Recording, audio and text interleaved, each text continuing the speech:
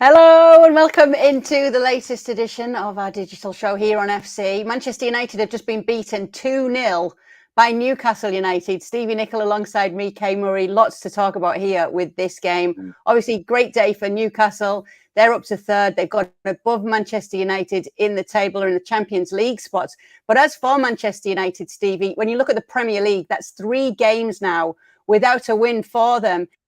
Is it just me or are they lacking energy today? Yeah, they looked a bit lost a little bit. They didn't create anything whatsoever. I don't remember Pope really having to make a save. Defensively, at the end of the day, De Gea's saved them. The scoreline finishes 2-0, but for De Gea, it could have been 4 or 5. There's no question about that. So, when you're coming into this time of the year and defensively you're beginning to give up chances and give up goals, and going forward, you look, the commentator on the game said blunt. That's very much what they look like, blunt. And it seems without Rashford popping up and showing us some of his brilliance, they don't seem to have another match winner or goal scorer. So I guess if you're United, yes, you're still in the top 4, but you're slipping down, and that would be a worrying trend. It seems to be a worry for some of our viewers today. One of our first questions is Manchester United in danger of not finishing in the top 4. Are there any concerns for you there then, Stevie? Up until today, I was pretty confident United would be one of the top 4 sides. For me, before this game, it was, will it be Newcastle? Will it be Spurs? Now I'm kind of thinking, will it be United? Will it be Brighton? Brighton all of a sudden are on a bit of a charge. Yes, they only got a point against Brentford, but Brighton's a side that are flying, scoring loads of goals. Yes, they let in 3. But if I'm United, I'm not just worried about Spurs behind me. I'm looking a little further down to Brighton as well. So, yeah, I'm starting to question whether United are comfortably going to be in the top 4, because that's what I thought up until probably 25 minutes ago, 30 minutes ago. So what went wrong for them today in terms of Marcus Rashford? Were they just not able to get him involved as they usually can? Well, I would like to say it's as simple as Casemiro was missed badly. There's no question in the middle of the park. They had no sort of dominance on the game at any stage whatsoever. And Casemiro, not only does he quell the opposition, but he starts a lot of the attacks and the counter attacks. He's a ball winner. He can play passes as well. I think it stuck out today that Casemiro was not on the field. And I think if you ask Rashford who he missed the most today, it would be Casemiro. Another question is this team similar to Mourinho's Manchester United, overachieving with a very mediocre team? I think that's a little harsh to say now. United have got themselves in a position this season where, particularly myself, but a lot of other people thought that they were comfortably going to be in the top 4. They've kind of done a Newcastle who had a little flat period, and if you're United, you'll probably be looking upon this as a flat period, because we can see Newcastle today looked as though they were getting back to their flying best of maybe 3 months ago, 4 months ago. So United still have games that they can get rid of that bland, blunt way that they're playing right now, and get back to what they know best. So they still have time to get back to it, but it would be worrying. This is not the time of year where you want to start losing your form. And right now, it looks as though United have lost their form. Yeah, it's interesting, obviously, bringing up Casemiro as you did just a couple of pointers ago. When you talk about it being a flat period, do you think that will set them back on the right track once he's back, Stevie? I think so. You only have to look at the difference between games when he plays and when he doesn't play. It's a completely different United. And I don't think anybody can argue with that. It's just plain, it's in front of you. You can see with your own eyes. United are a different side. In some ways, I would suggest that Newcastle are a little bit the same when Guimaraes doesn't play, because there's no question when he plays, Newcastle are a different side. And that's how good I think Mahrez is, by the way, that I'm talking about him in the same glowing terms as Casemiro. Okay, I want to talk about a few Manchester United players then here that we did see today. What do you make about Weghorst's chances of a permanent deal? I don't see it. I think he came in as another body would be a harsh thing to say, but I think he was somebody that was brought in that the manager knew that would do a job for them between the window and the end of the season. Now, he did play well for a period when he came in, surprised us all, surprised me, kind of dropped into this kind of number 10 role, if you want to call it, which was a real shock. But he's tailed off.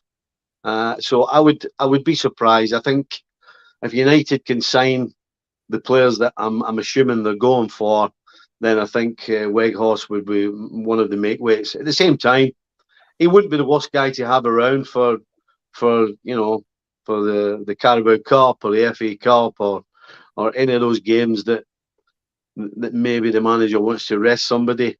So he may stay, but if he does stay, he'll just be a squad player. He won't be playing regularly the way he is right now.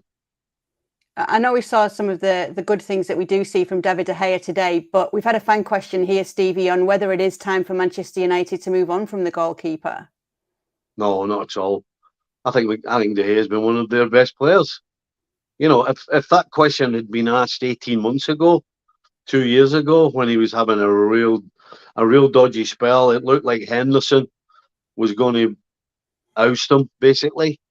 But no, right now, not quite. I think De Gea has been absolutely, arguably, behind Casemiro as their most consistent player this season. You know, there's plenty of points on the board that were because of saves that De Gea made. And he almost pulled it off again today. He made 2 or 3 fantastic saves. He had a double save in the first half that kept Newcastle at bay. So no, I absolutely don't see that De Gea is the man to move on. As I said, for me, he's been one of their best players this season. So we're obviously seen a few cracks just of late with Manchester United. How far are they off a title challenge, being a title challenging side, let's say, next season? Or how many players are they off being that? If they're full strength, if they have everybody fit? Well, if they don't add in the summer, then they won't be title contenders. Put it that way. You know, I think we've got to be realistic and honest. And the fact is that Manchester United, from the start of the season to now, are a completely different outfit. You know, the Ollie days and the Rangnick days, they were so far away that it was scary. They looked as though they wouldn't be in the top 4. But the manager's come in and he's made them relevant again. That's what he's done. And he's put a side together right now that is competitive with anybody, but not title contenders. Top 4 contenders, yes. And again, as I said, you got to remember at the start of the season, if you had said to Man United fans after they lost 4-0 against Brentford that they look as though they're probably going to be in the top 4, then they would have taken your hand off. So yeah, United have got themselves to a level. It's not a title contender level. Now they need to take another step. And the only way they make that step is by some extremely good signings during the off-season. And I would suggest to contend, probably 3 or 4. It's interesting you mentioned Brentford because they've got Brentford coming up along with Everton as well. And there's going to be no Casemiro for those games. He was also missing for that FA Cup game against Fulham. They managed to win that one 3-1. Granted, Fulham just capitulated in that one, especially discipline-wise. So how does Ten Hag approach these games that are coming up, knowing that the missing Casemiro is a huge factor when it comes to his side? How does he deal with these games to ensure that he can get his side back on the right track? What does he do? Well, you know, coaching is not just about X's and O's and tactics and formulations and all this and set pieces and all that chalk on the board nonsense. Coaching's part about man management. And what he has to do now because he's not changing the team. He can't change the team. So it's about going around these players and building them back up and getting them confident again and getting them to forget about any struggles they may have and get them back to stepping on the field and being confident enough that you think you're going to win, regardless of the opposition. So part of his coaching job is the mental side of the game, and him and his staff. I think between now and the end of the season, that's what it'll be about. It'll be about looking after these players mentally, getting them in a state of mind where they're confident at the start of a game, so they can then go and show us the ability they have. Because Man United have players with ability, there's no question. But it seems right now that the confidence is a little low, and Ten Hag and his coaching staff have to change that. Now, if you watch the FC show, you may have seen that Stevie Nicol the other night actually used a stat to back up a point. Doesn't often happen. No, but it did happen.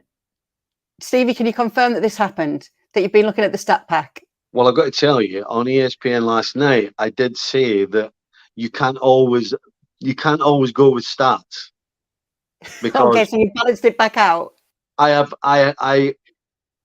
I put myself in that position, and then I quickly substituted myself out of the stats game, because Chelsea had 21 shots against Aston Villa, 8 on target. On the face of it, that looks great. That looks like, oh, you've dominated the game. You know, it sounds like the goalies maybe had a great game. But the truth is, Chelsea could still be playing and they would never have scored. So I have substituted myself from the stats game. Okay, please humour me on this one then, because I have a stat for you. But I think it's quite an important one. Oh, no. You ready? Yep. No Premier League goals for Manchester United since February 19th. They've faced in the Premier League. Liverpool, Southampton and Newcastle have now held them goalless. If Rashford's not scoring, who's going to pick up the slack? So there you go. I gave you a stat, No but I idea. put a question with it. All right. Is that Okay, allowed? I'm back in the game. I'm back in the game. That stat is correct. That stat is a fact. And that stat does tell you something. And it tells you that without Rashford, where are the goals coming from? Because I can't tell you. Anthony Martial stepped on the field today. You can't rely on to score, and you actually can't rely on to be fit to be on the field. Jadon Sancho, who we thought would be a superstar when he came to United, is coming off the bench. Anthony, unless he throws a worldie in, cutting in from the left and sticking it in the top corner, but he's not going to be doing that very regularly. Who am I missing? I mean, I don't know. I don't know where the goals are coming from. Weghorst seems to be more of a playmaker these days than a big centre forward. So that brings us back to Marcus Rashford. And if Marcus Rashford is as invisible between now and the end of the season as he was today, then that's going to be a worry and a problem for Manchester United, no question. Let's go to the other side of the pitch then, Stevie. And I want to ask you what they could do better defensively in the games going forward. I think they need to get together. There's a lot of holes, a lot of gaps. You know, I always felt that when teams were playing through you, you know what, let's get tight and make them go around the outside. And then everybody knows that, from the centre forward all the way back to the goalkeeper. Everybody knows that we're taking them wide, keep them away from the goals, and then you go from there. So that would be my suggestion. I think the team as a whole, because defending is not always just about the back four. It's about everybody. And if everybody does their job and gets in position tactically when you don't have the ball, then you make it tough for the opposition. I don't think United made it particularly tough for Newcastle today. They came at them down the right. They came at them down the left. Not as much down the middle, but they still managed it. So, yeah, I think in layman's terms, you don't surround the wagons. What do you do with the wagons? Circle I don't know. the Maybe you could tell us in a You stat circle the form wagons. instead. Yeah, you circle them. Yeah. You circle the wagons. There you go. Yeah. Maybe that'll be the title of the piece today on YouTube. You circle the wagons. Yeah. We should probably talk about Newcastle in a little bit, Stevie. What do you like about this side? Well, you know, I think I was talking, Ten Hag has to get back in the mind of his players, and I think that's I think that's what Newcastle's coaching staff have done with their players. You know, from 2 weeks ago, 3 weeks ago, up until the cup final, they looked a little flat. The spark had kind of gone, but you'd have to say that now that spark looks back on this performance today, and just at the right time with what, 9 games to go, they look as though they're not back to where they were, but certainly not far off it. And no question, they dominated this game. And when you dominate a top 4 side, that tells you that you can actually play this game, and they did it today. So, yeah, I think Eddie Howe, no question, has got mentally into the heads of his players. Probably give them a few days off, try and get some strength back in the legs as well. But yeah, I like this side. It's got a great appetite to play football. You know, they look like a kids' team. They look as though they just want to go out and play, and there's plenty of running. You know, you can always tell when teams enjoy playing because they all look as though they're running at 100 miles an hour the whole time, and the effort is 100 miles an hour all the time. The desire's there, you know, the passion. You see Burns at the end, even though they're winning the game, getting the crowd fired up. You know, Newcastle's a team that likes to play, and they like to play well, and they like to play exciting football, and that's why Newcastle fans are loud and noisy, regardless of whether Newcastle's at the top or the bottom of the league. But when their team's in that kind of mood and playing with attack and flair, they make even more noise. So, listen, what's not to like about Newcastle?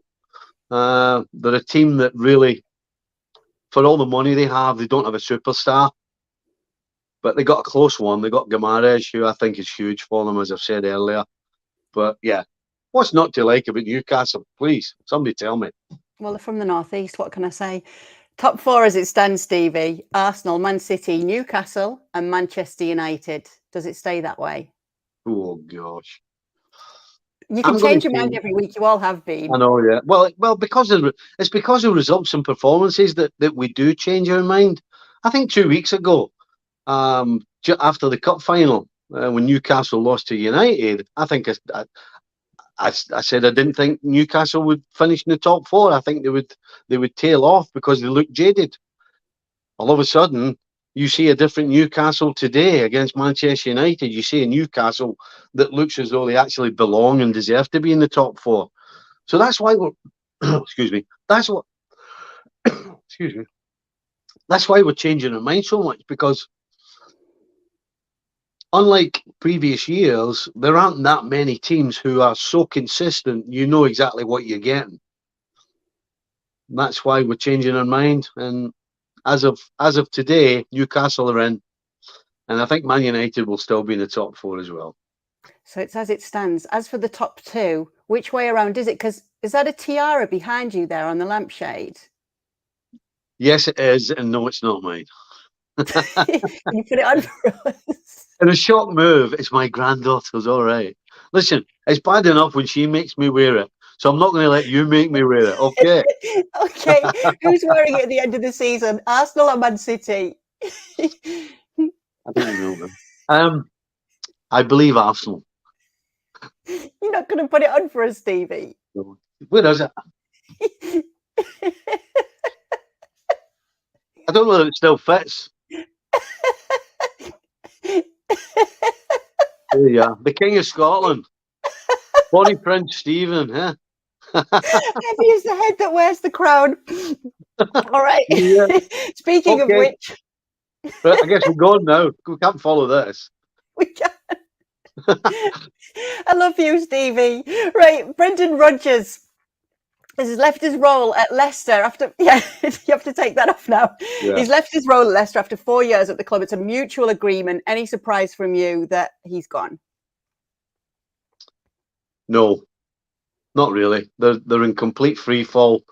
They're now they went through a horrible period where I think they ended up and they were 4th bottom, and then they had a little spot where they got some results, mostly draws, and we kind of felt that this was the turn for them. This was the upsurge that they were looking for. But again, they have absolutely plummeted. They cannot defend to save their lives. I've got to say, I like the way that Brendan Rodgers' teams go forward. Even when he was at Liverpool, I liked the way they played going forward.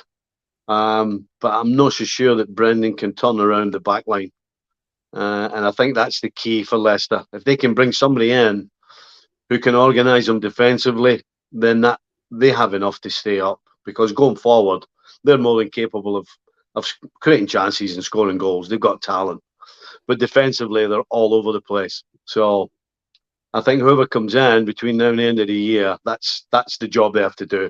Forget about going forward, because they'll be able to do that naturally with the talent they have. It's about what they do when they lose the ball. And right now, when they lose it under Rodgers, they were wide open. So, yeah, it kind of makes sense to me. Do you know, it's the 12th managerial departure this season. That's 2 more than the previous record in a single campaign. What does that tell us, Stevie?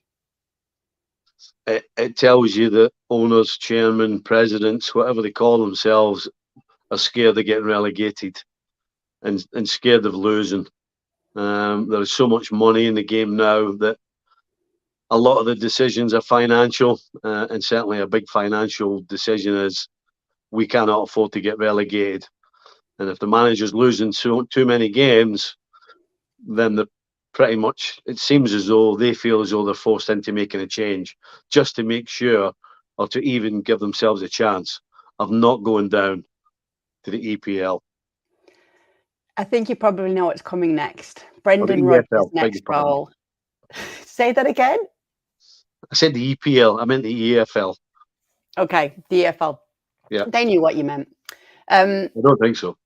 If I don't know what I meant, then how can they know what I meant? They can let us know. David Moyes was asked about Brendan Rodgers moving on and leaving the role at Leicester, and he said he's not going to be out of a job for long, and that the longer that you are a manager, obviously, the more tough times you can go through.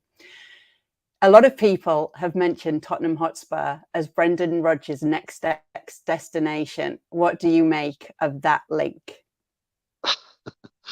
It seems incredible that somebody gets the bullet because his team can't win a game, can't defend to save them lives, are second bottom of the league,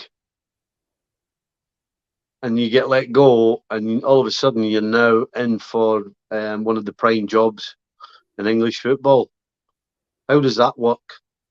That would suggest to me that a lot of people are basically saying that Brendan's not responsible for Leicester's poor form, which I don't know. You can cut it any way you like, but at the end of the day, the coach is responsible for the results. Always has been, always will be. And right now, Spurs don't have a manager because their manager couldn't get results. So on the face of it, it doesn't seem a great decision to try and bring in somebody who couldn't get results to a team that couldn't get results with the previous manager. Those things don't add up to me. Now, does he play attacking football? Yes. Maybe that would be the one reason why anybody would think Brendan Rodgers should get the Spurs job. Because if there's one thing they haven't done since Pochettino left, is play open attacking football. And there's one thing Brendan does do, he makes his teams play open attacking football. So I guess in a roundabout manner, I've figured out why all of a sudden a manager who gets fired is now in pole position for one of the big jobs in England. Because he plays attacking football, and that is it. So we got there in the end. Okay, thank you so much for being with us. We're going to let Stevie go now in case he needs to continue his work dressing up as a princess. We'll be back tomorrow, though, with PL Express. Get off. Go.